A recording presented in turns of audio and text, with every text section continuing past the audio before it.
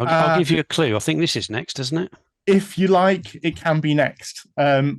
Obviously, we have the release of the world's biggest movie ever. It made $1,700 more billion, and it is the Tom Cruise CGI fest, Top Gun Maverick.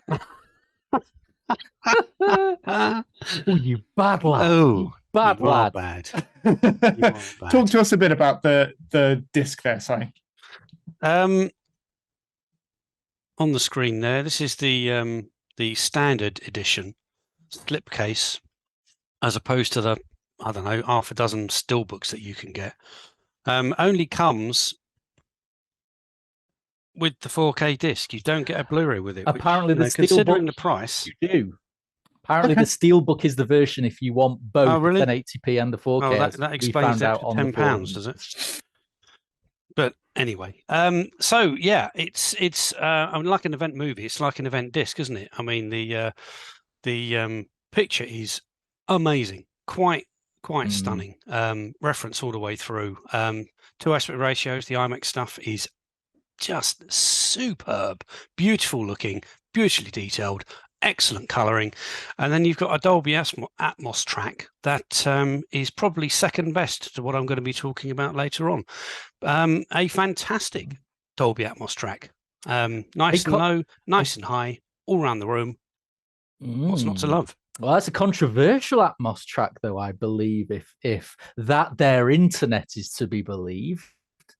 Apparently, I don't know if you've seen this side. There's a whole host of videos going around that model the sound coming out of the Atmos array. And apparently, let's just say it is very light in the overheads, according to some. Okay. Now, I don't know. I'm with you. I thought it was an absolute barnstormer of a track. So go on. Well, no. Okay, so I didn't think there was anything wrong with the Atmos track. I really didn't. It done everything that I would have expected and wanted to get from a Tom Cruise film with an Atmos track. Okay. Now there is a better Atmos track that I will talk about on a second disc in a minute, which is full of probably too much overhead action. In which case you put this one against that one, then yes, I would agree. But on its own, I wouldn't say that. I wouldn't say that at all. I agree. There are more things that go into making a reference track than the amount of overhead noise. Yeah, absolutely. Yeah. But I mean, when you're in the cockpit, you're in the cockpit. What you know? When you're talking sexy time again, there, Simon. And it's. Listen, we're not going to get back to buttocks, okay? We're moving on. Moving forward. We're going to get accused of being juvenile again, gentlemen. I've been accused of worse, Tom. So, do you want me to go on to a second better Atmos track than this one? No. Let's stick with Top Gun for a second, because we need to talk a little bit about picture quality. How does it look?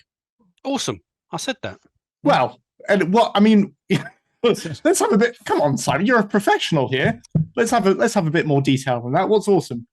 Awesome. It's so it was filmed with IMAX cameras, and specially made little Sony IMAX cameras that fitted in the cockpit, blown up to 1.9. Is it? It's not the 1.43. It's 1.9. And it's absolutely superb. It's you can't. I couldn't fault it. It's perfect. There's nothing you can fault with it. The color is perfect. The darkness is perfect. The highlights are brilliant. You might get people moaning that it shifts aspect ratios, but on your OLED, it's fine. What did you think, Mark? Did it bother you that it? No, not at all. And I'm on a projector screen as exactly, well. So luckily though, I'm not fixed height, so the changing aspect ratios don't bother me. I think what's really good now is, if you think back to the early days of digital photography, you know, you could very, very quickly tell a digital image. It looked fake. There was a plasticky sheen to it. It didn't have a lot of depth to it. And you just compare that to the pristine image that these digital cameras are now capturing. I mean, it doesn't look like film. There's obviously no grain. There's none of that texture to it. But every other facet. I mean, the depth of field, the clarity of the detail, again, there was. I don't know. I think it does look a bit like film. No, it doesn't. I also don't think it plays like film. Well, it plays like film. It plays like 17mm film.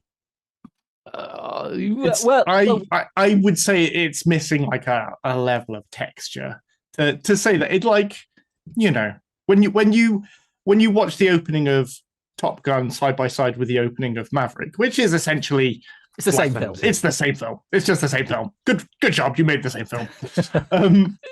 That I don't know. It seems at once more authentic and more cheesy in the original, and maybe, I don't know, a bit less personal in this is just no. So sorry, maybe I should correct myself. So again, for me, saying something doesn't look like film and looks digital, that's not a negative. Not a negative at all in this instance, because it doesn't. It was never designed to have any form of fake grain. It was never designed to try and replicate the look of Tony Scott's original.